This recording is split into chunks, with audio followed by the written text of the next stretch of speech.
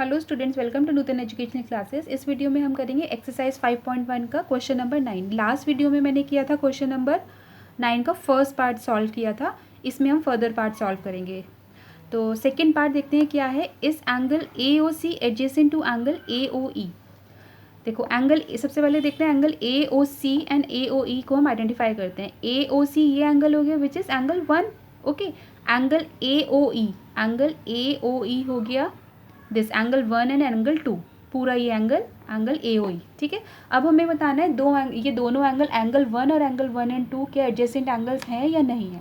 तो adjacent angles की पहले एक बार रिकॉल कर लेते हैं। तीन प्रॉपर्टीज़ क्या होती हैं। एक तो कॉमन आर्म होनी चाहिए, कॉमन वर्टेक्स होना चाहिए, कॉमन आर्म होनी चाहिए दोनों एंगल्स की, और नॉन कॉमन आर्म्स होनी चाहिए ऑन द ईदर साइड। तो हम इस वाले जो एंगल को है छुपा लेते हैं।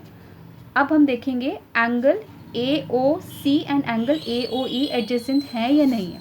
ओके, तो सबसे पहले प्रॉपर्टी देखते हैं। कॉमन वर्टेक्स है इन दोनों एंगल्स में, angle AOC and angle AOE।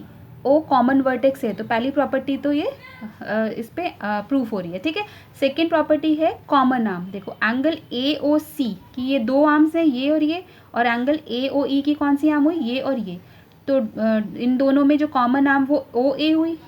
ठीक है, तो सेकेंड प्रॉपर्टी भी हम मान लेते हैं कि प्रूफ हो रही है कि एंगल जो कॉमन आर्म है वो O है, कॉमन आर्म आ रही है। ठीक है, दोनों एंगल्स में।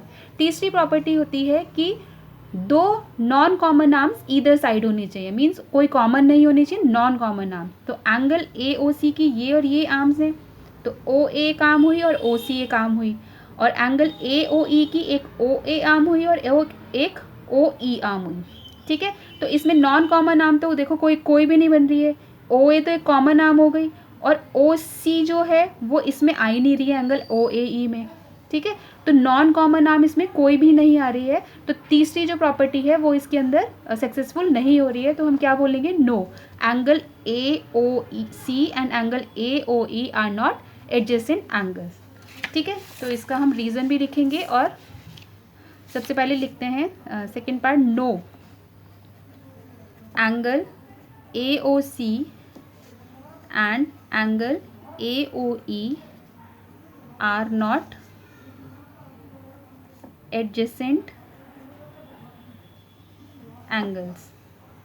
ठीक है, तो हम इसका रीज़न देंगे क्यों एडजेसेंट एंगल नहीं है। बिकॉज ये दोनों एंगल्स जो हैं इसमें कोई भी नॉन कॉमन आर्म नहीं है।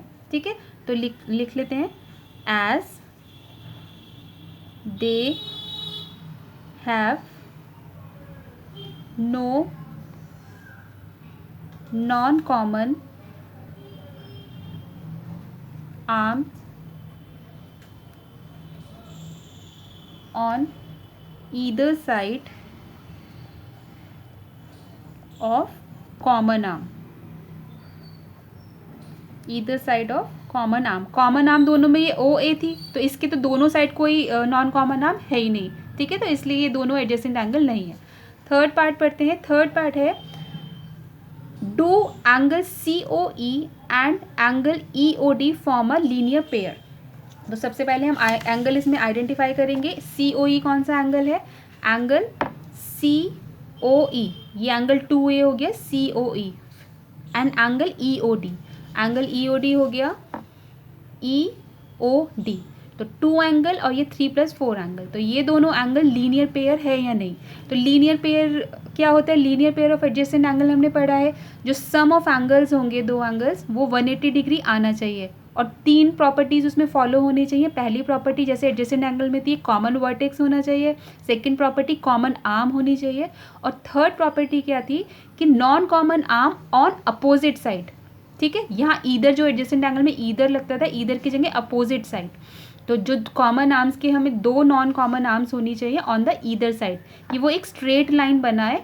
स्ट्रेट लाइन से क्या होगा कि एडजेसेंट एंगल का जो सम होगा वो 180 डिग्री आएगा। That means it is a linear pair of adjacent angles. Okay, तो आप हम देखते हैं इसको, एंगल COE और एंगल EOD, क्या ये लीनियर पेयर है, क्या ये 180 डिग्री बना रहे हैं या नहीं बना रहे हैं। ठीक है, तो सबसे पहले देखते हैं पहली प्रॉपर्टी, कॉमन वर्टेक्स है एंगल COE और एंगल EOD, कॉमन वर्टेक्स है।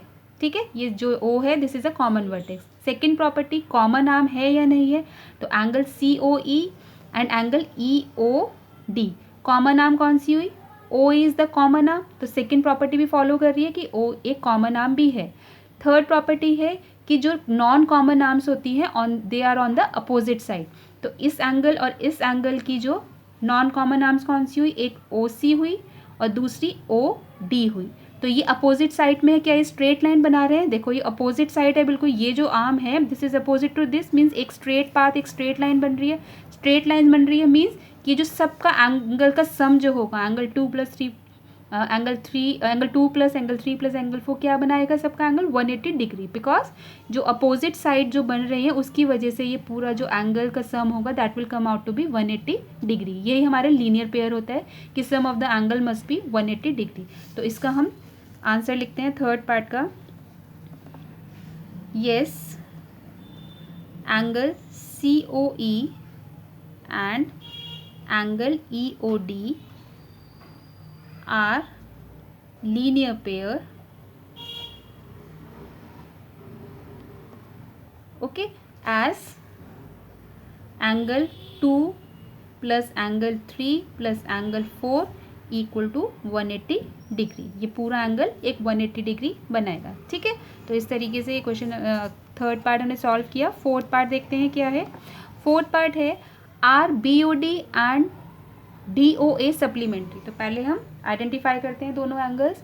एंगल BOD देखते हैं, एंगल BOD ये एंगल 4 हुआ। फिर एंगल DOA, एंगल DOA हुआ एंगल DO एंड A, तो ये एंगल 5 और एंगल 4, ठीक है। इस वाली पूरी फिगर को आप भूल जाओ, सिर्फ ये वाले इस साइड वाली हमें फिगर देखनी है, एंगल 4 एंड एंगल 5। तो ये हमें बताना है क्या ये सप्लीमेंट्री है। और सबसे पहले सप्लीमेंट्री एंगल्स होते कौन से हैं, सप्लीमेंट्री एंगल्स वो होते हैं जिन दो एंगल्स का सम क्या आए 180 डिग्री, ठीक है। तो सिर्फ इस एंगल को आप देखो, तो इसमें हम ये भी देखेंगे कि ये दो जो एंगल्स हैं ये 180 डिग्री बना रहे हैं नहीं बना रहे हैं, प्लस इसमें ये भी देखेंगे क्या ये दो जो एडजेसेंट एंगल्स हैं ये एडजेसेंट एंगल की प्रॉपर्टी फॉलो कर रहे हैं या नहीं, ठीक है। तो ये देखो angle AOD and angle BOD and angle DOA, angle 4 और एंगल 5। तो सबसे पहली चीज़ हम क्या देखेंगे कि कॉमन वर्टेक्स है, हाँ एक कॉमन वर्टेक्स है दैट इज़ O। फिर उसके बाद कॉमन आर्म है, OD एक कॉमन आर्म है। थर्ड प्रॉपर्टी है कि ये नॉन कॉमन आर्म्स जो हैं वो अपोजिट साइड लाई करती हैं या नहीं, तो OA और OB जो नॉन कॉमन आर्म्स हैं दोनों ही अपोजिट साइड लाई कर रही हैं, which makes a straight path, एक स्ट्रेट लाइन बन रही है। दैट मीन्स कि दोनों एंगल्स जो होंगे एंगल 4 एंड एंगल 5 ये एक 180 डिग्री एंगल बना रहे हैं। तो इसका आंसर भी क्या होगा, yes they both the angles are supplementary. तो लिख लेते हैं yes angle BOD and angle DOA are supplementary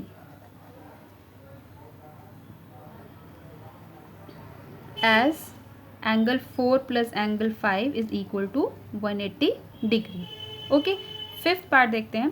fifth part is angle 1 vertically opposite to angle 4। तो एंगल 1 देखते हैं, एंगल 1 है AOC, this angle is vertically opposite to angle 4 that is DOB, ठीक है। तो इसमें हम क्या देखेंगे, वर्टिकली अपोजिट एंगल्स क्या होते हैं, जब दो लाइंस इंटरसेक्ट करती हैं तो उनके जो अपोजिट एंगल्स होते हैं they are vertically opposite and they are always equal, ठीक है। तो अभी बिल्कुल इस लाइन को भूल जाओ आप। तो दो लाइन ये जो है AB और DC दो लाइंस इंटरसेक्ट कर रही हैं, ठीक है। अब ये इंटरसेक्ट कर रही हैं तो इनके जो अपोजिट एंगल्स वो क्या होंगे, एंगल 1 और angle 4, means angle 1 will be equal to angle 4 और इसका अपोजिट होगा एंगल 5 इक्वल टू एंगल 2 + 3।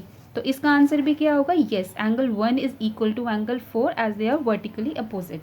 तो लिख लेते हैं yes angle 1 and angle 4 are vertically opposites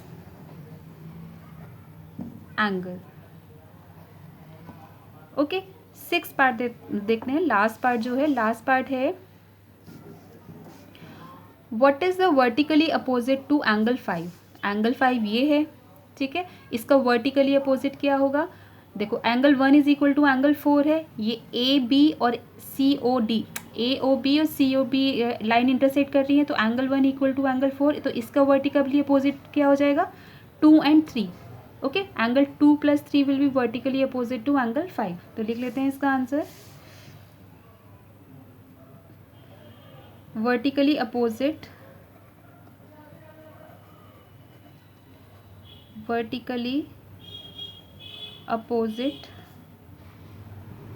angle of angle 5 is angle 2 + angle 3, that is, इस एंगल का नाम भी बता देते हैं, COE, दैट इज एंगल